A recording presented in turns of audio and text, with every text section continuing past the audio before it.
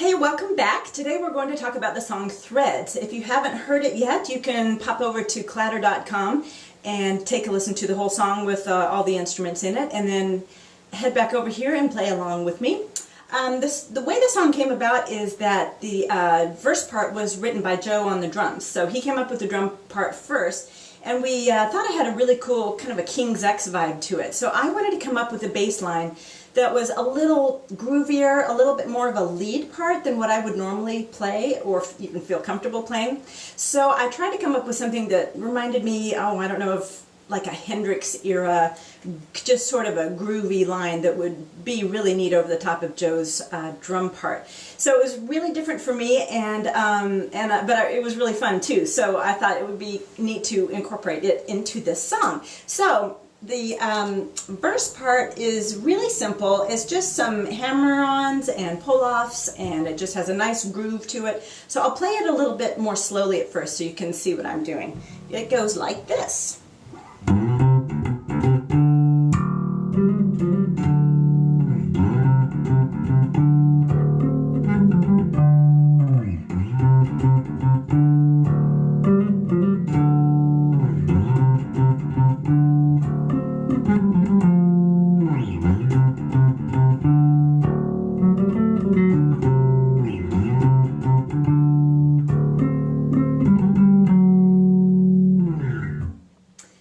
That was probably closer to tempo. I lied when I said it would be slow.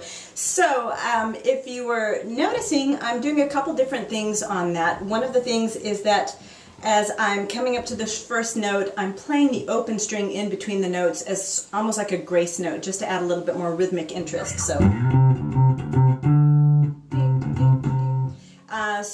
that was just one little thing that I put in there. And then as you can see, I put in that low note so that I have a little bit of bottom end underneath this since I'm playing way up high. I wanted to make sure that I'm covering the sonic spectrum since I'm the only one up there playing a stringed instrument. So I've got that combination of the high note and then just the big low ringing note underneath it. Alright, so then you get into the chorus, and that's just basically down here on the big string. It is tuned down to D, so just so you know, when you're coming, if you're trying to play along, make sure you tune down. And one thing that I did on the recording was I played the Mesa channel, which is the distortion channel, a fifth up. So the clean channel is just the regular bass line.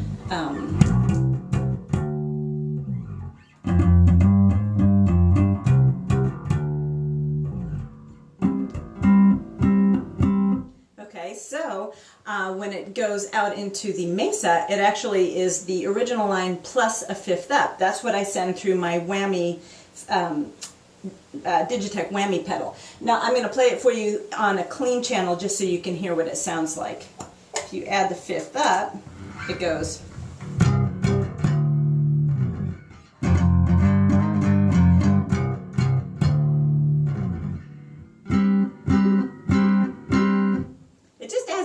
More interest, and because the whammy pedal, this is an old whammy pedal, so it has a really nice warble to it. It has a little bit of trouble tracking the bass, and so it adds kind of a cool sound to it that I really like, especially in this chorus, because it just adds a little bit more sonic interest to the song.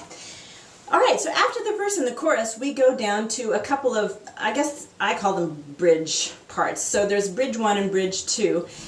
Bridge 1 is kind of interesting because the verse is a new playing style for me, playing more like a lead part.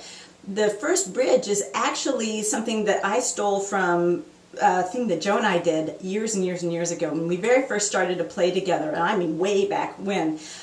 We were just screwing around and trying to pretend like we were playing a jazz song or something, and so we came up with this part that went... playing it right.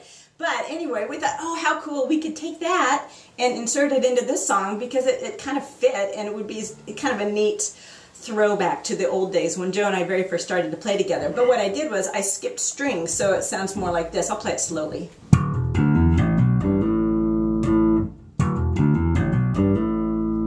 Then up a fret.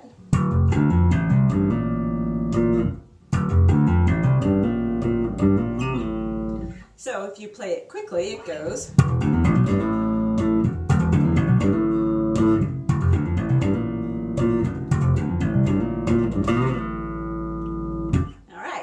So that's the first bridge. The second bridge, originally when I recorded it, I also used the fifth up going into the mesa. But when we listened back, we decided it was a little bit too busy. It was a little too much sound. We wanted to simplify that a little bit. So I just went ahead and kept the original single notes. And it's just kind of this basic, open, groovy, we call it like the kumbaya sections. It goes like this.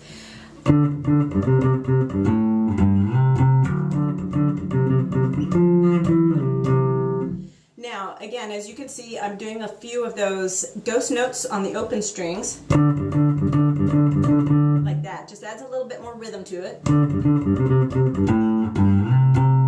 then I could also have just gone from this note up to that top note. But I decided I wanted it to slide. I wanted it to sound a little bit, again, groovier. I didn't want it to sound quite so staccato. So if you're wondering why my fingering is like it is, I chose to play that note specifically so that I could slide up to it and have it sound a little cooler. So, and again, one trick pony. I have the big fat string playing its open note just to add a little bit more of the low end. So.